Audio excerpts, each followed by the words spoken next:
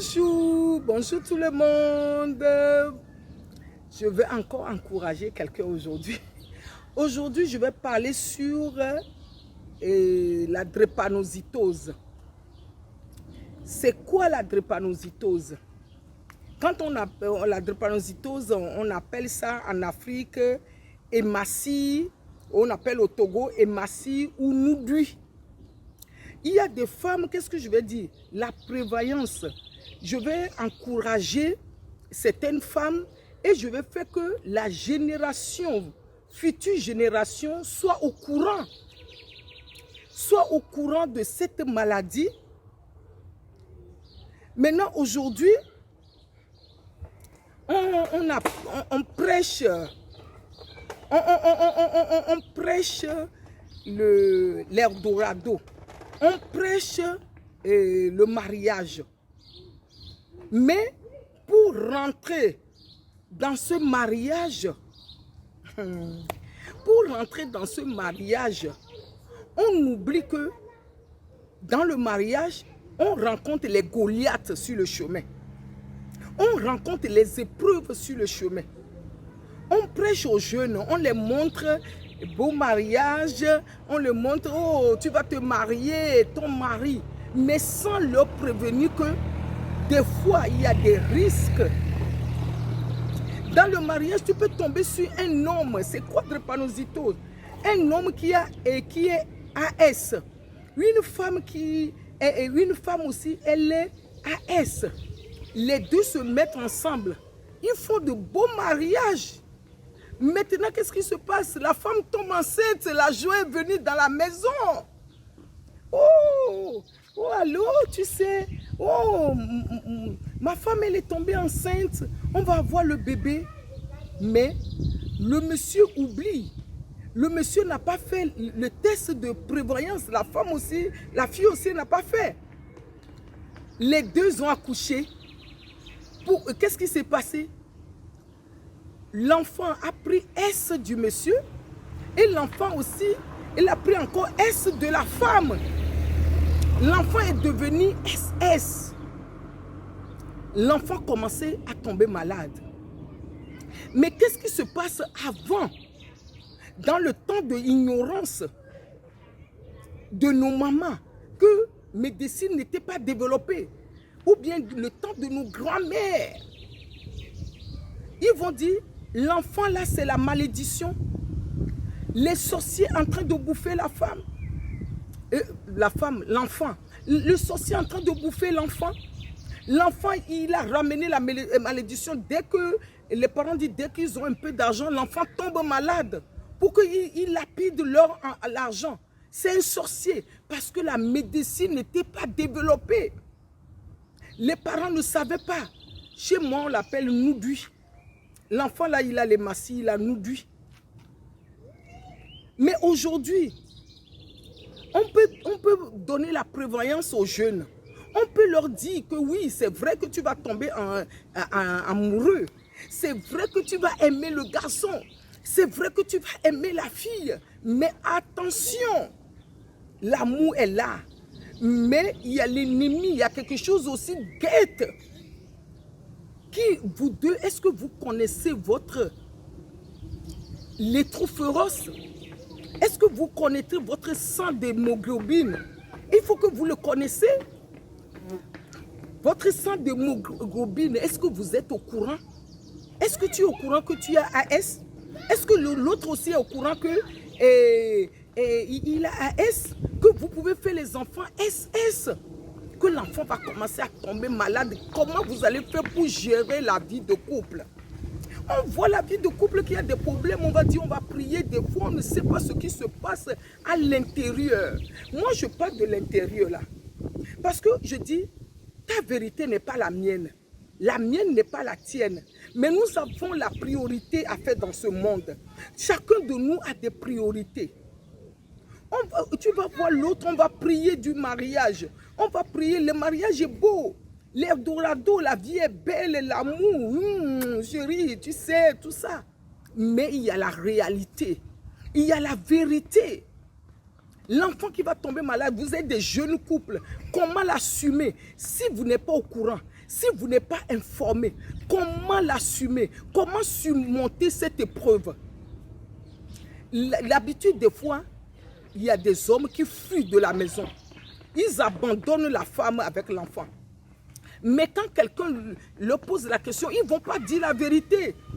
Parce qu'ils n'en peuvent plus. Ils ne peuvent pas supporter la douleur que l'enfant subit. Comment on peut connaître certaines vérités? On dit vous connaîtrez la vérité vous rendra libre. Si on ne connaît pas la vérité, comment on peut prier pour ça? Comment on peut intercéder pour trouver le courage en tant que femme, trouver le courage pour affronter cette situation? Est-ce que tu es déjà attendu de drépanocytose? Tu es déjà au courant des hématies, de Noudouis, l'enfant qui pleure toute la nuit, l'enfant qui manque de sang, l'enfant qui a SS, l'enfant qui manque d'oxygène, l'enfant qui souffre? Parce que tu connais ça avant de rentrer dans la vie de couple. Parce qu'avant on disait que c'est la malédiction de l'Afrique. Maintenant on le trouve dans beaucoup de pays. Les pays comme la Chine, j'ai attendu beaucoup de pays maintenant et qu'on peut le trouver. Mais il y a des gens qui sont en train de se battre jour et nuit. Je remercie tous les docteurs qui sont en train de se battre. Il y a des mamans aussi qui en sont en train, il y a des mamans aussi qui se battent pour ça, pour lutter contre, pour trouver les vaccins, pour trouver des médicaments. Je remercie le corps de Christ. Je prie Dieu qui les révèle et qui les protège. Parce que c'est ça que nous devons faire. Nous qui se disons, nous sommes chrétiens, on court pour aller à l'église. Il y a des priorités. Il y a des choses essentielles que les gens vivent. Les mamans vivent, les mamans souffrent. J'ai rencontré une maman. Moi qui ai travaillé en tant qu'assistant de vie aux familles, j'ai le diplôme en tant qu'assistant de vie, le diplôme en tant qu'auxiliaire de vie. J'ai rencontré beaucoup de familles. J'ai travaillé comme aide médico-psychologique. J'ai rencontré des choses. Il y a des mamans qui souffrent. Il y a des mamans, j'ai rencontré une maman, elle avait 4 enfants drépano. Des fois, elle me disait les 4 enfants sont malades en même temps dans l'hôpital. Mais cette maman-là, vous pouvez la trouver. Quand je l'avais rencontrée, c'est une maman formidable. C'est une maman qui avait la joie de vivre, qui s'habille bien. Quand on la rencontre, on ne peut jamais savoir qu'au fond d'elle, elle avait cette souffrance. Comment rencontrer? Parce que quand tu traverses une situation, si tu n'es pas dans le groupe des gens qui ont déjà vécu ça, quand tu vas parler à quelqu'un qui n'a jamais vécu ça, il va dire, oh, ce n'est pas la vérité. Oh, toi tu rencontres, on en est marre. Ouf, toujours elle. Quand on l'appelle au téléphone, elle va toujours raconter son histoire de mon enfant. Parce que l'autre dame va parler, mon enfant a fait l'étude comme ça, mon enfant il a fait ça ou bien elle a fait ça. Toi tu vas commencer à raconter toujours les mêmes histoires de maladie. À un moment donné, la personne elle va avoir marre de toi. Quand tu vas lui téléphoner, même elle ne va plus te répondre. Cela fait que les gens perdent des contacts. Mais quand tu es dans le groupe des femmes qui ont traversé cette histoire, qui ont vécu cette histoire, mais ils vont bien t'écouter. Des fois, on se trompe des groupes, je l'ai toujours dit. On se trompe des copines, on se trompe de qui on rencontre nos histoires. Et elle avait fait 4 enfants. 4 enfants qui sont grands. Et elle avait traversé cette histoire. Quelle est ton histoire? Tu traverses cette situation. Ton mari t'a abandonné à cause de ça. Mais tu te retrouves avec des enfants drépano ou un enfant drépano, tu ne sais pas quoi faire. Tu dis que la vie, ou bien tu es jeune fille, tu viens d'accoucher, tu n'as jamais entendu parler de cette maladie et tu te retrouves dedans, tu te dis que la vie est foutue pour toi. Ta vie est foutue, qu'il n'y a plus d'espoir. Non, l'espoir, il est auprès de Dieu. Retrouve la force, le courage.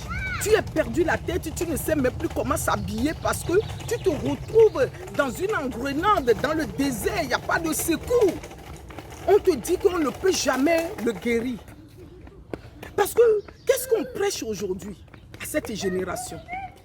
On le prêche seulement, on le montre l'apparence, on le prêche seulement l'apparence, on le prêche que tout va bien et non, il n'y a pas de problème. Non, il faut qu'on le prêche aussi que la réalité est là. Les difficultés peuvent venir. Comment essayer, dès que tu commences à tomber amoureux, comment tu vas éviter de te faire dépistage pour savoir quelle hémoglobine toi-même tu portes avant de tomber amoureux, et tu demandes aussi ton ami, ton copain de le faire. Parce que bien sûr, je parle des jeunes filles. Oh là là. Je parle des jeunes filles. Je parle des jeunes filles qui vont faire des enfants. Mon téléphone s'est déclenché tout seul. Je parle des... Oh là là. Attendez. C'est passé. Je parle des jeunes filles qui vont bien sûr tomber enceintes, qui peuvent encore faire des enfants. Est-ce que tu es au courant? Les enfants souffrent. Est-ce qu'on prie pour ces enfants-là? Est-ce qu'on prie pour demander le secours à Dieu? Est-ce qu'on les encourage? Est-ce qu'on encourage ces gens de femmes? Est-ce qu'on les appelle pour les consoler? Non. Non. Allez voir dans les hôpitaux, allez voir dans les maisons. Nous qui travaillons dans ce milieu-là, allez voir ce qui se passe. Allez voir comment les mamans qui souffrent, les mamans qui sont abandonnées pour ça, les mamans que le mari a dit, non, que toi tu fais que ce genre d'enfant, je ne veux plus faire des enfants avec toi, je vais aller chercher une autre femme. Mais ce n'est pas la faute de la femme. C'est la faute de deux messieurs. Parce qu'il y a des gens, même adultes, qui ne sont pas au courant, qui ne connaissent, qui ne comprennent pas ce qui les arrive. Il y a des gens dans les villages qui ne savent pas ce qui se passe. Comment on peut les sensibiliser? Comment on peut les parler de ça? Le monde a besoin de toi. Le monde a besoin de ton histoire. Le monde a besoin de mon histoire. Le monde a besoin de ton vécu. Le monde a besoin de quoi tu as traversé jusqu'à maintenant. Le monde a besoin de mon histoire. Ça va reconforter quelqu'un. Ça va encourager quelqu'un. Ça va motiver quelqu'un. Ça va donner l'espoir à quelqu'un qui a perdu l'espoir. C'est quoi ta vérité? Ta vérité n'est pas la mienne. La mienne n'est pas la tienne. Nous avons des priorités à faire sur cette terre. Nous avons des priorités à poursuivre. C'est quoi ta priorité? Voilà, Sister Maggie. Si tu ne me connais pas, tu t'abonnes, tu aimes ma chaîne et tu le partages.